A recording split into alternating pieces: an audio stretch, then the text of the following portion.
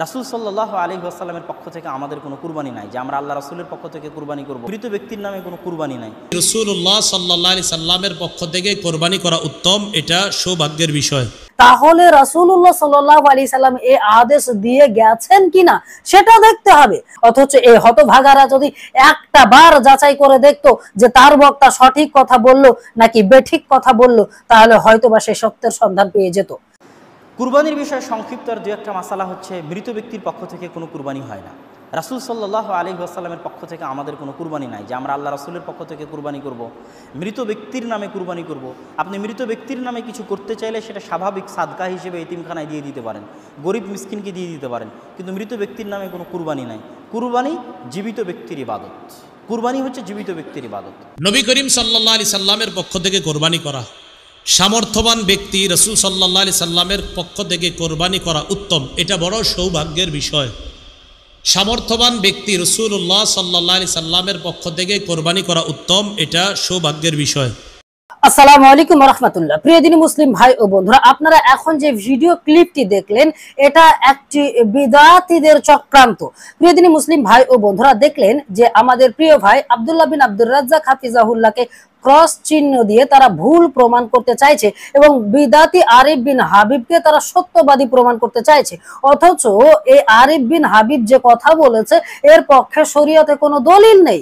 মানে তিনি বলছে মৃত ব্যক্তির নামে অর্থাৎ রাসূলুল্লাহ সাল্লাল্লাহু আলাইহি সাল্লামের নামে কোরবানি করা উত্তম, অথচ এ কথার কোনো ভিত্তি ইসলামে নেই। প্রিয় দিনী মুসলিম ভাই ও বন্ধুরা, প্রথমত আমরা একটা বিষয় খণ্ডন করব, সেটা হলো এই যে হানাফিরা যেই দলিলের ভিত্তিতে বলতে চাই যে মৃত ব্যক্তির নামে কুরবানি দিতে হবে, সে হাদিসটি আপনারা পাবেন সুনানে আবু দাউদ হাদিস নাম্বার 2790 এবং তিরমিজি হাদিস নাম্বার 1490। প্রিয়দিনী মুসলিম ভাই ও বন্ধুরা, এখানে পাবেন যে আলী রাদিয়াল্লাহু আনহু দুটো দুম্বা কুরবানি করছিলেন এবং একজন জিজ্ঞেস করলেন যে দুটো দুম্বা কেন? তখন তিনি বললেন যে আমাকে রাসূলুল্লাহ সাল্লাল্লাহু আলাইহি সাল্লাম ওসিয়ত করেছেন যে আমি যেন ওনার পক্ষ থেকে কুরবানি করি, এই জন্য তার জন্য একটা দুম্বা কুরবানি করছি। বিশ্বাস করুন প্রিয় দিনী মুসলিম ভাই ও বন্ধুরা, এই হাদিস জয়ীফ। ইমাম তিরমিজি রাহিমাহুল্লাহ এই কথাই বলেছেন যে এই হাদিস জয়ীফ এবং ইমাম আবু দাউদ রাহিমাহুল্লাহ এই কথাই বলেছেন যে এই হাদিস জয়ীফ। অর্থাৎ এই যে হাদিসের পরিপ্রেক্ষিতে তারা প্রমাণ করতে চায় যে রাসূলুল্লাহ সাল্লাল্লাহু আলাইহি সাল্লামের নামে কুরবানি করা বা মৃত ব্যক্তির নামে কুরবানি করা যাবে, এটা নিতান্তই একটা জয়ীফ হাদিস। এই হাদিসের উপরে আমল করা কখনোই যাবে না, এই হাদিসের উপর আমল করা কখনোই বৈধ হবে না, কেননা এই হাদিসটি জয়ীফ, দুর্বল। প্রিয়দিনী মুসলিম ভাই ও বন্ধুরা, দেখুন কোরবানি একটি জীবিত মানুষের ইবাদত। আমাদেরকে বুঝতে হবে যে কোরবানি একটি জীবিত মানুষের ইবাদত, অর্থাৎ যদি কোনো জীবিত মানুষও কোরবানি করার উদ্দেশ্যে পশু ক্রয় করার পরে যদি সে মৃত্যু বরণ করে তাহলে আর তার জন্য কোরবানি বাধ্যতামূলক নয় এবং তার জন্য কোরবানিটা হবে না। কেননা মানুষ যখন মৃত হয়ে যায় তখন তার জন্য এই কোরবানি ইবাদত বন্ধ হয়ে যায়। তার জন্য আপনি সাদাকা করতে পারেন, সাধারণ দান করতে পারেন, গরিব মিসকিন ফকিরদেরকে খাওয়াতে পারেন, কিন্তু আপনি তার নামে কোরবানি করতে পারবেন না। দেখুন প্রিয়দিনী মুসলিম ভাই ও বন্ধুরা, আমাদের প্রাণপ্রিয় রাসূলুল্লাহ সাল্লাল্লাহু আলাইহি সাল্লাম তিনি অবশ্যই এই পৃথিবী ছেড়ে চলে গেছেন, তিনি মারা গেছেন ইহ জগৎ থেকে। অতএব রাসূলুল্লাহ সাল্লাল্লাহু আলাইহি সাল্লামের নামেও কোরবানি করা যাবে না, কেননা তিনিও মারা গেছেন, তিনিও এই পৃথিবীর জগৎ থেকে মৃত। হ্যাঁ, বারজাখী জীবনে তিনি জীবিত এবং সকলেই জীবিত, কিন্তু তিনি পৃথিবীর জগৎ থেকে তিনি মৃত। রাসূলুল্লাহ সাল্লাল্লাহু আলাইহি সাল্লাম যে মারা গেছেন এর দলিল চলুন আমরা সরাসরি কোরআন থেকে দেখব।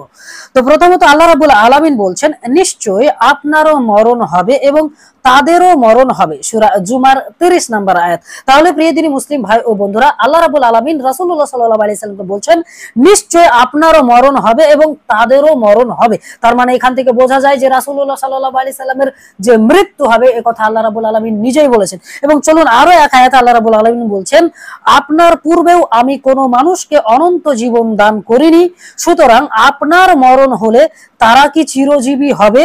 প্রত্যেককে মরণের স্বাদ আস্বাদন করতে হবে। আমি তোমাদেরকে মন্দ ও ভালো দ্বারা পরীক্ষা করে থাকি এবং আমার কাছেই তোমাদেরকে ফিরে আসতে হবে। সূরা আম্বিয়া 34 এবং 35 নম্বর আয়াত। প্রিয় দিনী মুসলিম ভাই ও বন্ধুরা, আমরা এই আয়াত থেকে বুঝতে পারি আল্লাহ রাব্বুল আলামিন বলছেন, আপনার পূর্বেও আমি কোনো মানুষকে অনন্ত জীবন দান করিনি, সুতরাং আপনার মরণ হলে তারা কি চিরজীবী হবে? তার মানে আমরা এই আয়াত থেকে সুস্পষ্ট হতে পারি যে আল্লাহ রাব্বুল আলামিন বলছেন রাসূলুল্লাহ সাল্লাল্লাহু আলাইহি সাল্লামের পূর্বেও কোনো মানুষকে তিনি অনন্ত জীবন দান করেনি এবং রাসূলুল্লাহ সাল্লাল্লাহু আলাইহি সাল্লামেরও মৃত্যু হবে এবং তারপরে যারা থাকবে তাদেরও মৃত্যু হবে, অর্থাৎ কেউই চিরজীবী হবে না। তাহলে প্রিয় দিনী মুসলিম ভাই ও বন্ধুরা, আমরা পবিত্র কোরআন থেকেই পাচ্ছি যে রাসূলুল্লাহ সাল্লাল্লাহু আলাইহি সাল্লাম মৃত্যুবরণ করেছে। তাহলে যেখানে রাসূলুল্লাহ সাল্লাল্লাহু আলাইহি সাল্লাম মৃত্যুবরণ করেছে, তাহলে রাসূলুল্লাহ সাল্লাল্লাহু আলাইহি সাল্লামের জন্য এখন যদি আমরা পশু কোরবানি করি তাহলে অবশ্যই এটা বাড়াবাড়ি। যদি আমরা করতে চাই, মৃত ব্যক্তির নামে যদি কোরবানি করতে চাই, তাহলে রাসূলুল্লাহ সাল্লাল্লাহু আলাইহি সাল্লাম এই আদেশ দিয়ে গেছেন কিনা সেটা দেখতে হবে। আর যদি তা না পাই, যদি সে প্রমাণ না থাকে, তাহলে সেটা অবশ্যই বাড়াবাড়ি, সেটা প্রত্যাখ্যাত, বাতিল এবং বিদআত বলে গণ্য হবে। তাই সাবধান হয়ে যান, সতর্ক হয়ে যান। আল্লাহ রাসূল সাল্লাল্লাহু আলাইহি সাল্লাম যে দিন এবং ধর্ম আমাদেরকে দিয়ে গেছেন সেটার উপরেই অটল থাকুন। নিজেকে মহা পণ্ডিত মনে করে বাড়াবাড়ি করতে যাইয়েন না, আখেরাতে ক্ষতিগ্রস্ত হয়ে যাবেন।